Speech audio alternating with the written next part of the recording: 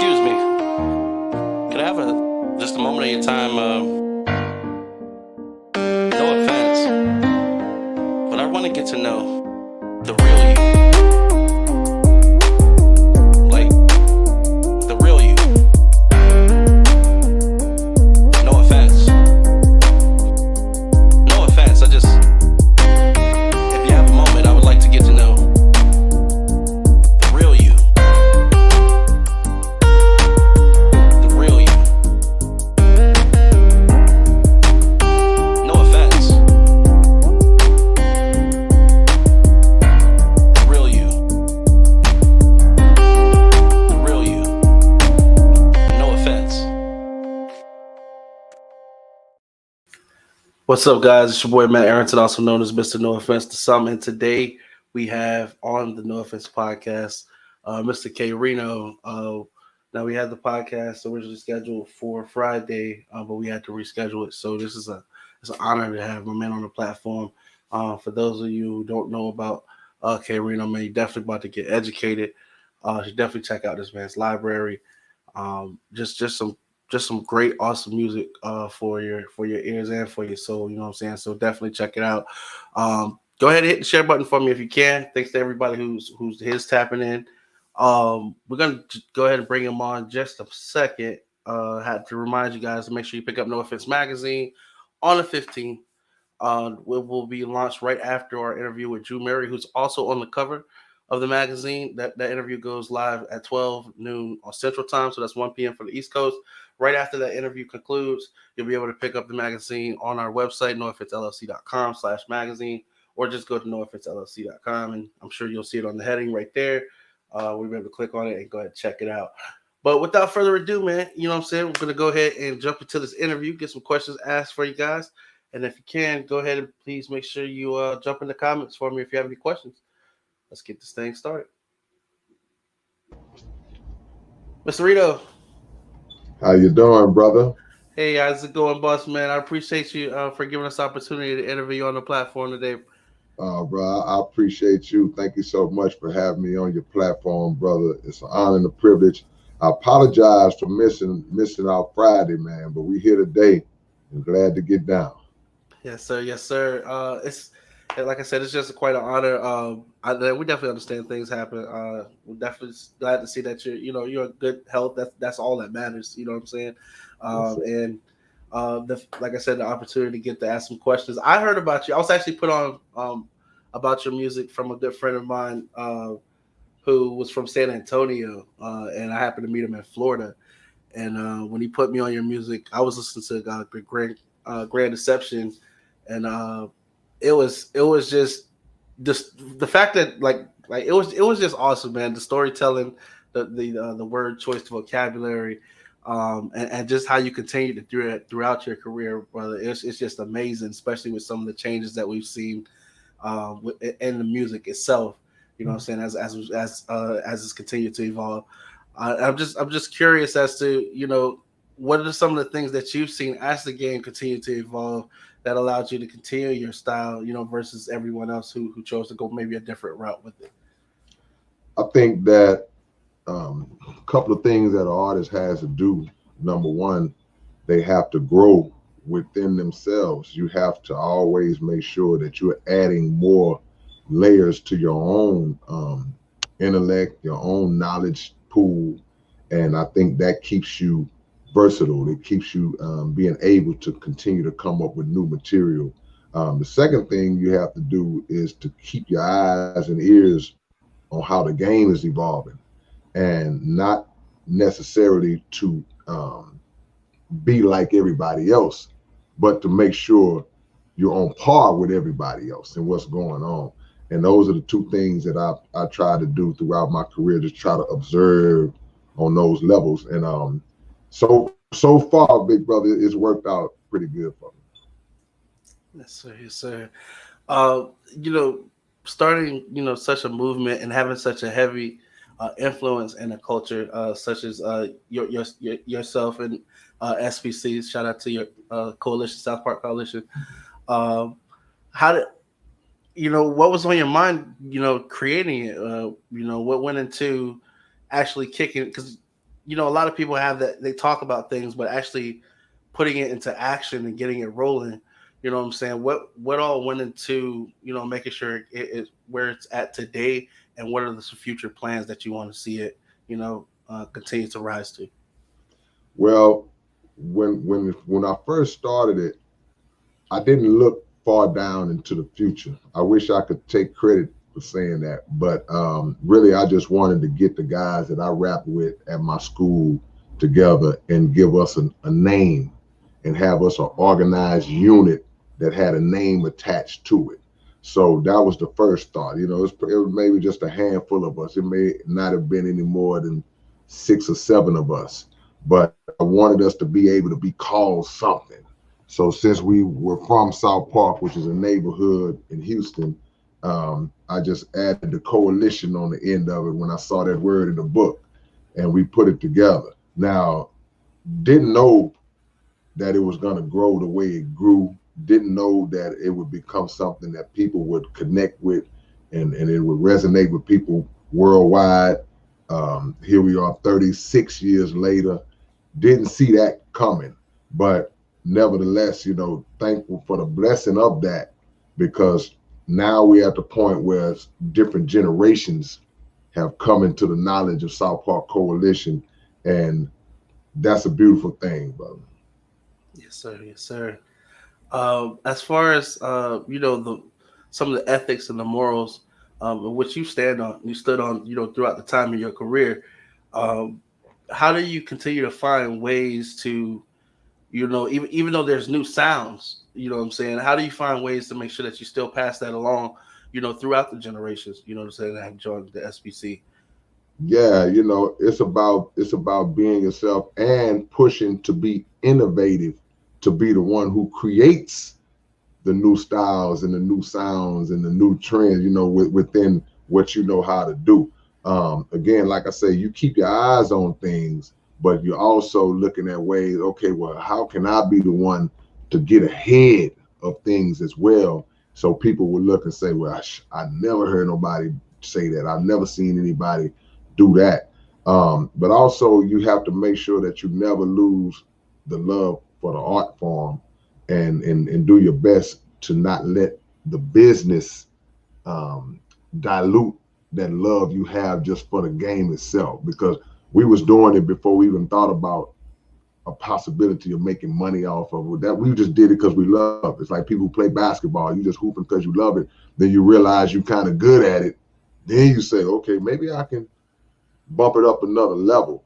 But it got to remain fun to you, man. If you don't wake up thinking like, man, how can I mess somebody's head up today in a good way, then you start to lose that love, because once you get into that business, that industry side of it, it takes a whole different turn, and it can throw you off course if you're not focused on why you started in the first place. Yes, sir. Yes, sir. Something I think would also be a valuable piece of knowledge for those, who would hope to have, a career as extensive as yours, sir.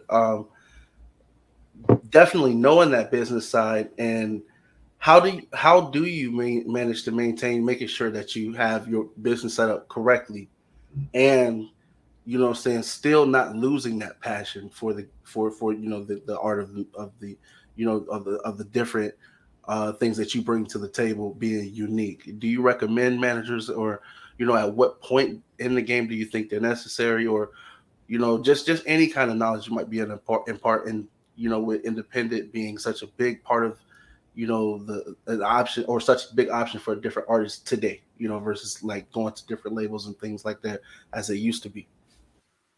Well, I'm not opposed to managers. I'm not even opposed to artists signing on labels.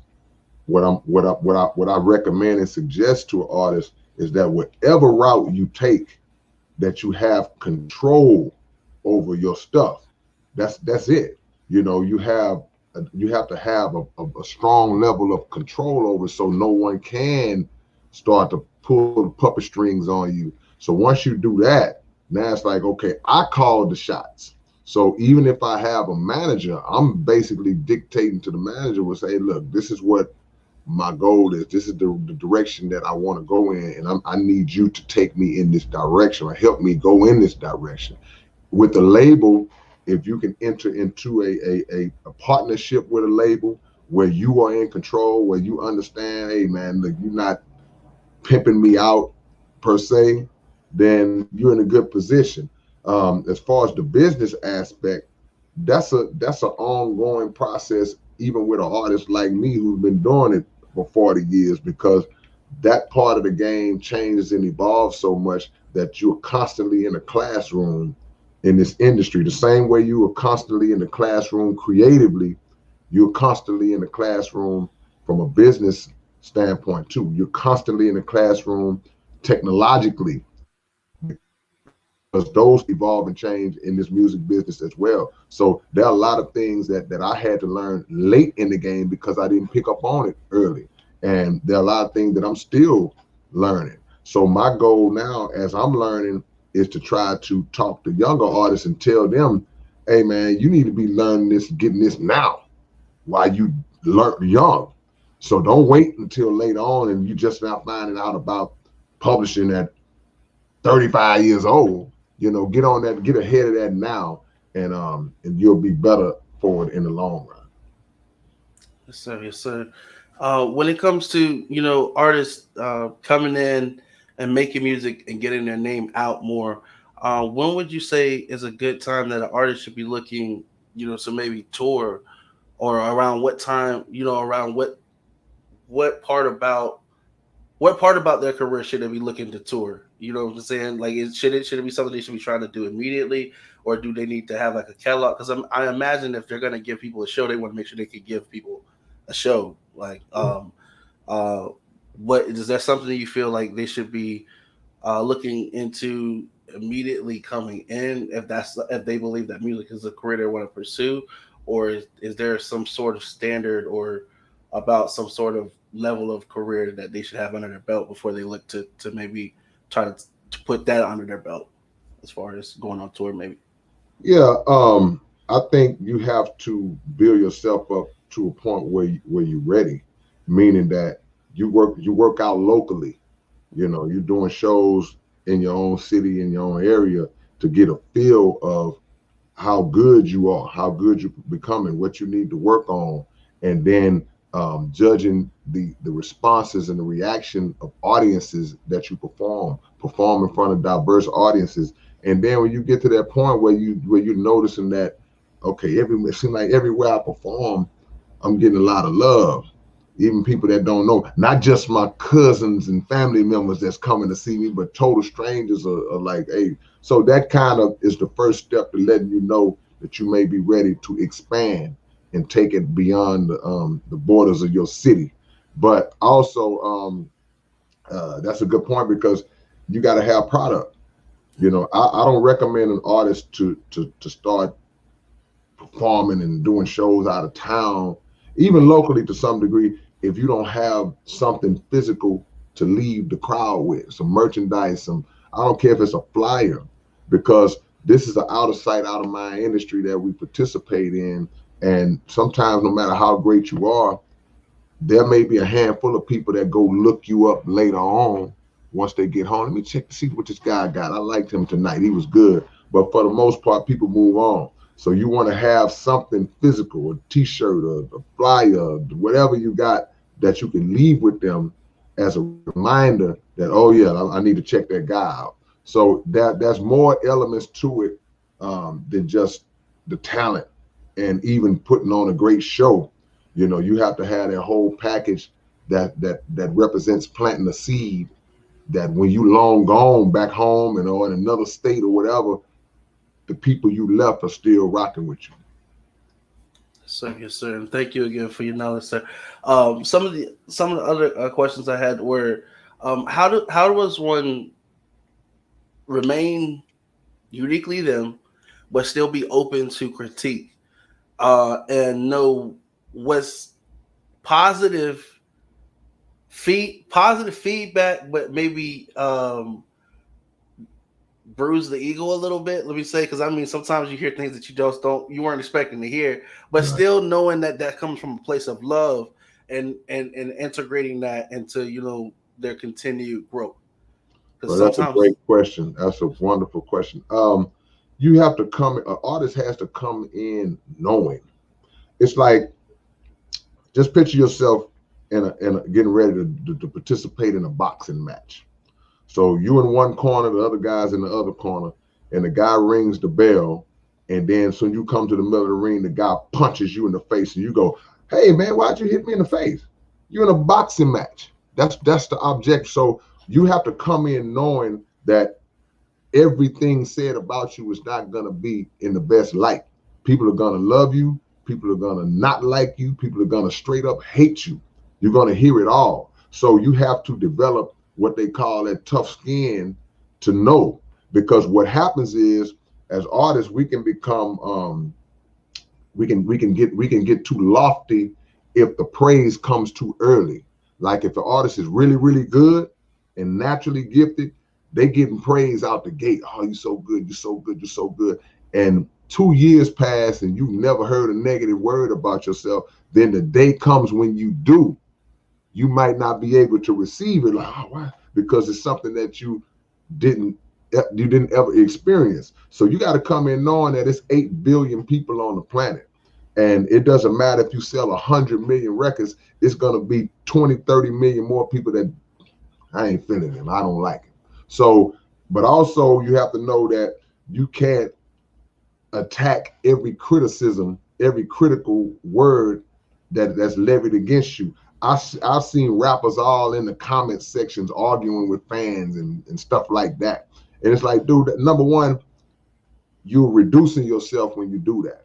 Number two, it's a battle you can't win, because even the trolls get off to that. They love that. But even the people who may have just an honest opinion, hey man, I just don't like your music. I don't have nothing personal against you. I just don't like your music. Then they going in attacking them. You got to know coming in. People are gonna love you. People are gonna feel a different kind of way about you. So I tell artists all the time, if you're not built for the negative critiques, then you're gonna have a problem. You got to be able to read. And the last part of that is something that the Honorable Minister Louis Farrakhan said. He said, your critics are your best teachers. So a wise artist will read a critique or listen to a critique and try to pull the lesson out of it that will make them better. Even if it does bruise the ego on contact, you say, ooh, that was harsh. But let me see what aspects of what they're saying about me may be true and how I can correct that. That's growth, not only as an artist, but that's growth as a person. that's deep. That's deep. I definitely like that. I definitely like that. Definitely like, as far as knowledge, man. That was a lot. That was a lot to digest. So especially being a battle rapper, you know what I'm saying? Hats off for that, because man, I hear some of the lines that go. I hear some of the lines in the industry. You know what I'm saying? When they say they're swinging to win. There's no love from the other side. Yeah. you know, what are some of like what are some of the times, or have there been times that you just as much as you might be mentally prepared to come into the ring to do, it just you might have got hit with a ringer, like you just never expected somebody to say something like that, Yeah. and it was, how do you shake that off and still continue? Because I don't see anybody pulling out any pieces of paper. You know what I'm saying? Yeah. They gotta still have that mentally. How do you I know you said you got to develop tough skin, but what do you do in that moment? That you hear that and still continue. How do you can still continue to go on from there? Yeah, back in my old battle days, man. It's been a while for your big brother, but the principle remains. What it is that you have to come in with your weapons. See, I use a lot of sports analogies, so bear with me.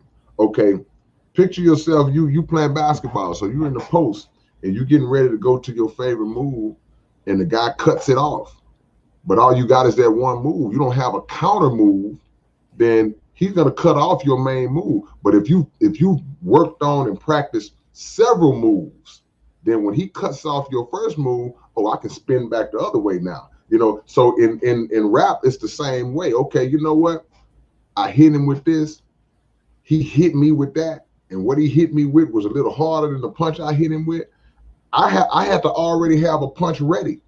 When I'm creating, when I'm writing, preparing for this guy, I got to already be ready for him to hit me with something that I might not see coming, or that's going to take the crowd and make them go, oh, I got to be ready. So you prepare yourself and build your arsenal up as strong as you can, to where if you do get hit with that punch, I got a punch that I can follow it up. I can counter punch. So again, it comes in knowing what you get yourself into. Hey, a lot of times the guys I battled back in the days, a lot of them were just random. I didn't know what they had, but I knew what I had.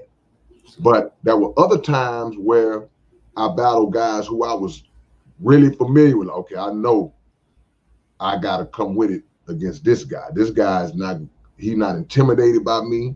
He believes he's better than me. He feels like he's going to knock me out. So I got to match that or better that. And if you're not prepared, then the chips going to fall where they may. And it may end with your head being the one chopped off and laying on the ground. Was there ever a time that you was like, okay, this person is they gonna make me bring it, like more than in any, not to say anybody else was any less talented, but was there anybody that you could think of off the top that was just like, okay, well, some people were less talented. It's levels. But yeah, I just remember, my brother, we Southpaw Coalition, we family now, but back in the days when me and Gangsta Nip battled, I knew coming in that I was in trouble, Yeah. so I had to make myself get to a level where I believed I could match him. And I know he was thinking the same thing about me. So that was part of the process of steel sharpening steel, and part of the steps that you take on your journey, things that made you stronger and better. Because once you fight Mike Tyson, some dude in the street, I mean, it's just everything is downhill after that. So that's the mindset. But if you don't have it in your heart to challenge yourself just to see where you at, then you'll never experience the true growth as an artist or as a man or as a woman. You have to do everything you can to try to max yourself out. I heard guys say so. A lot of the battles I was in, I typically won, but that doesn't mean you can win a fight and still get punched in the face real hard. I took some shots because I'm a different kind of dude, man. I could be battling you, and if you say something, a hard line on me, I might go, ooh. If you're talking about me, because I give credit where it's due. I respect the art form, but I always was ready for whatever though. Yes, sir. Yes, sir. Shout out to Gangsta Nip. That's the draw. That was Yeah. when I was that was the draw. Legendary battle. Yes, I'm sir. glad that's over with. That was 30-some years ago. Hey, with much respect, dude. I mean, still in the Houston culture, Houston has its own sound. Just its own culture, its own wave. What as far as how do you feel like it compares up to? I don't even say compares. How do you feel it influences other sounds in the world that still try to? Because I mean, there's people that pay homage to the sound. You know what I'm saying? But there's still a different sound when it's made here, that is hard to be expressed. What do you think, and how do you think they've still managed to keep that unique, and what influences that particular sound? Houston is so different because we've actually had different sounds over the years. If you look at our sound, Southpaw Coalition, it's a whole different sound than Screwed Up Click. Yeah. Then you could go to Rap A Lot, and Rap A Lot had that killer roster with the sound and the artists that they had. And I could be wrong, but I can't think of many cities or many regions that over a period of time have had multiple types of sounds, but they've all been influential throughout. Like you can look at many artists outside of the city of Houston that have become big popular artists, and they will give credit to Rap a Lot. They'll give credit to the Ghetto Boys for being an influence on them. They'll give credit to Gangsta Nip and Point Blank and members of the South Park Coalition. Um, they'll give credit to the Screwed Up Clique. Just the Screw sound and the Screw culture itself, just slowing it down and chopping it like Screw did, that became a worldwide thing once people in the industry saw that this sells records. So Screw used to always say, I want to screw up the whole world, and he accomplished that, because that influence that he created through innovating that sound is stretched out through the whole world. So Houston to me is just unique because we've had multiple sounds and different cliques and artists that have stamped and put an imprint on the culture as a whole, and people that have been influenced by it. Yes, sir. Uh, I've got a couple more questions, OG, and I appreciate you. And I'll be able to let you go. I definitely appreciate your time, Buzz. So what are some of the things that you hope to see maybe either change for the better that you feel in the area, or even some of the things that you maybe hope to see maybe a little bit less of in the area over the next coming years? Well, I just want to see artists grow and into understanding the power of the content that we put down. We all been through it. We all have wrote and said crazy things but we didn't understand that not just young people, but older people are also very impressionable. And if you say something too out of pocket, there's somebody that's gonna do it. There's somebody that's gonna say, okay, I can live by that, when in reality, it was just entertainment. So I think I want to see artists be more conscious of their content and start to write more life into our music as opposed to more depth into our music, as opposed to more um, negative lifestyle, degenerative lifestyle. And I think that comes with, again, growth as a man and a woman. Once you start to experience life more and a light comes on in your head and say, man, these words are actually powerful, then I think most people start to go in a different direction. And when you start to go in that direction, then that will give you the control you need as a business person as well, because the industry heads, the ones who control that, they're not going to want you to evolve and become a better artist and raise people up through your words, because they're pushing a different agenda. So you will transition out of that level of it and naturally by default become more independent. So those are the things I want to see. I want to see us get more business savvy, like I said, early. And if we do those things, we get ahead of that, man, we could take this thing over, because they have taken rap music and have used it as a tool to make us use it against ourselves. So now we are basically running on autopilot because of the songs that we put out are geared towards either killing each other, drugging ourselves up, worshiping materialism, and it takes the total focus off of the things that are actually being implemented on us by those so-called elites, and it's bringing down the vibration of us as a people in society. Amen, amen. One thing I always loved about your music is the accountability. You never dodged accountability ever, Ooh, especially in the song "No Complaints." One of my favorites, boss. thank How do you make sure that every line delivers in the way that you do? Every line means something in the way that you do. I never heard you waste any kind of filler, like, you know what I'm saying. Just never put anything on a track just for it to fill time.